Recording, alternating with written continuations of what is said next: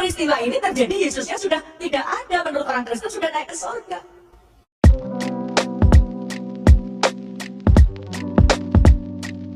Assalamualaikum, selamat datang kembali di channel ini guys. Kali ini saya akan membahas kembali tentang seorang mualaf yang mana mengajarkan tentang Kristen, tapi alhasil ajarannya keliru seperti biasanya gitu.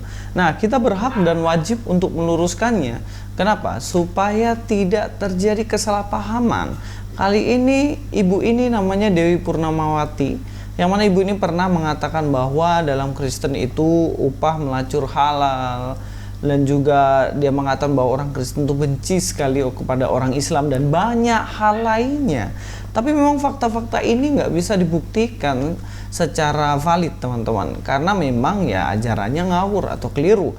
Kali ini adalah saya mau membahas mengenai tuduhan ibu ini yang katanya Kristen itu baru ada ratusan tahun setelah Yesus itu sendiri. Dan ini jelas keliru ya. Mari kita langsung dengar aja videonya untuk kita akan berapologet atau meluruskan pandangan ini. Mari kita langsung aja nonton videonya. Kata Kristen itu juga munculnya sekian ratus tahun setelah, menurut orang Kristen, Yesus naik ke surga. Di dalam kitab Kisah Para Rasul 11 ayat 26, mereka itu Barnabas dan Saulus. Saulus itu nama lain Paulus. Tinggal bersama-sama dengan jemaat itu 1 tahun lamanya sambil mengajar banyak orang. Di Antiokhia lah murid-murid itu untuk pertama kali disebut Kristen. Yang nyebut bukan Allah, yang nyebut bukan Yesus, tapi orang yang melihat. Peristiwa ini terjadi, Yesusnya sudah tidak ada, menurut orang Kristen sudah naik ke surga. Ya, dia mengutip dari Kisah Para Rasul dan mengatakan bahwa Kristen tuh ada ratusan tahun setelah Yesus naik ke surga, dan ini jelas keliru guys.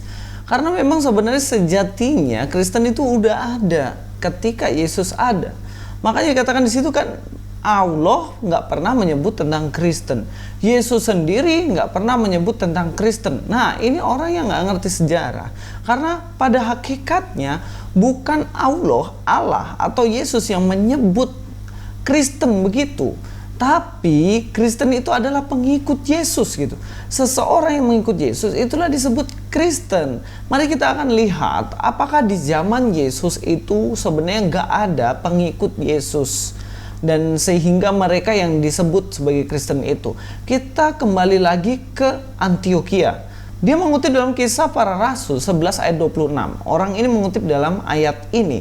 Dan kalau kita lihat di sini, dia mengatakan bahwa di sini baru disebut Kristen pertama kali, dan kejadian ini ratusan tahun setelah Yesus naik ke surga, katanya.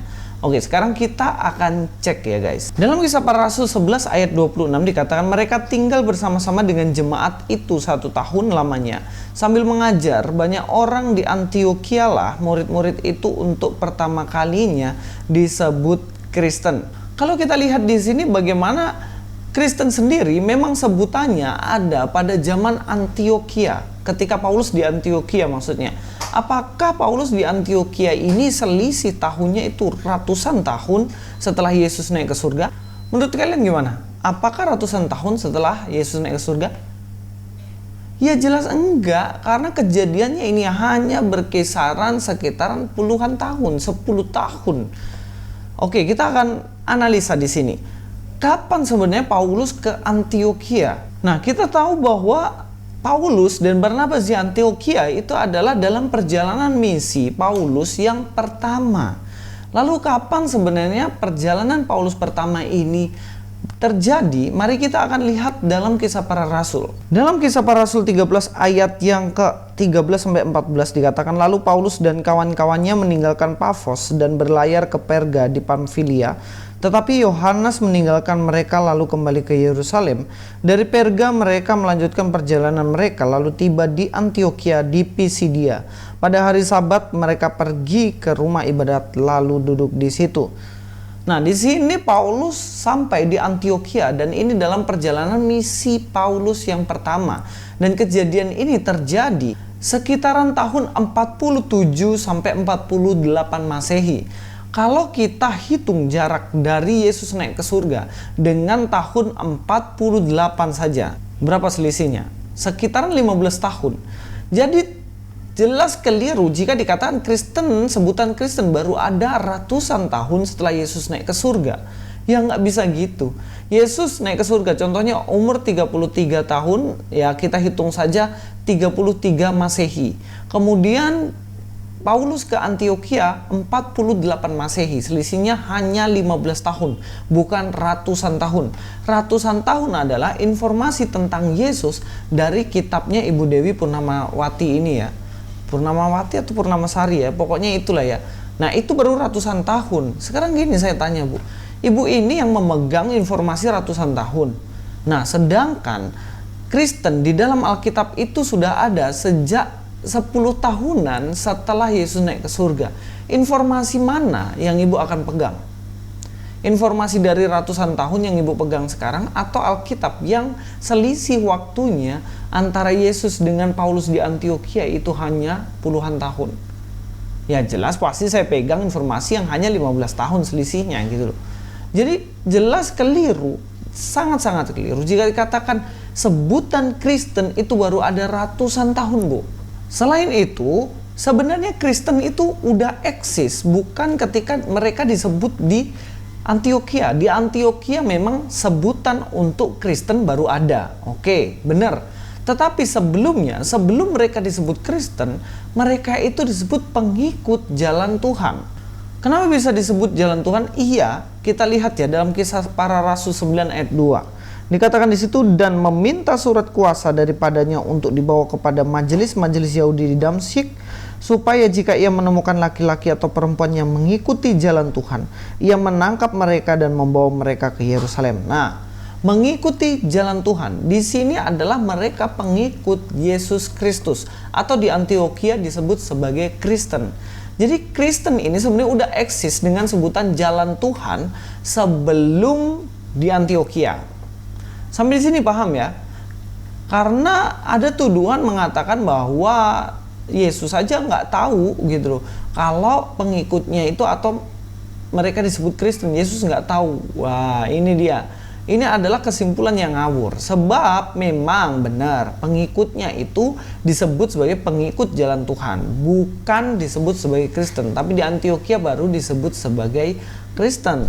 Tapi jati diri dari Kristen ini atau pengikut Yesus ini sudah ada sejak dikatakan di sini Kisah Para Rasul 9 ayat yang kedua, disebut sebagai jalan Tuhan. Lalu apa sebutan pengikut Kristus ini sebelum disebut jalan Tuhan atau disebut sebagai Kristen itu sendiri? Nah teman-teman, yang disebut adalah murid Kristus, murid Yesus.